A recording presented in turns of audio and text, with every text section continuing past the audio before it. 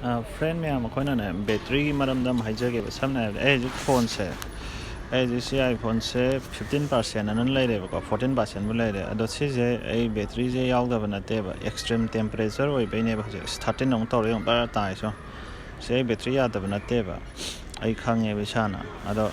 kaino gi ne ba stwe bang lai gra mut ki dong ma kaino da na si extreme temperature lai be ne ba daily de extreme lai da na summer da na am hot adagi winter dana yam ing ba do se iPhone gi si je cover se metal loi ba pang ing ba phone je thi ingar jan he ai gi si le na la sin jong ai gi dress ure dana si je ke se ai si khut je ing ga ne pang jal lab jan ne khut ka je si je ing bai ne ba ada khone battery ya dre ka na khan ga no ba si je ai je charge tau ke ba ngatang na ta kai phau da chal thang ge phone je ai ne si khut ta sum pai lai bai ne ba sai de video sem be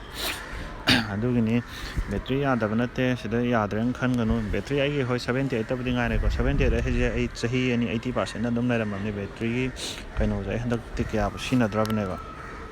ai si cha ta si ko na di loi dog ma ni si ai battery se ai si battery health 78 lai dana ai si chahi ani na 80% adum lai ram ni 79 lai ram handak 78 dong lai gra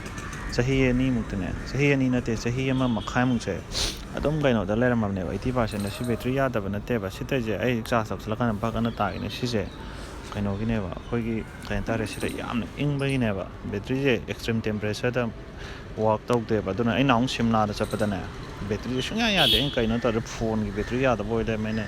ningsing e simla da un ta ba tam un ta re ka ne live pa tok ba je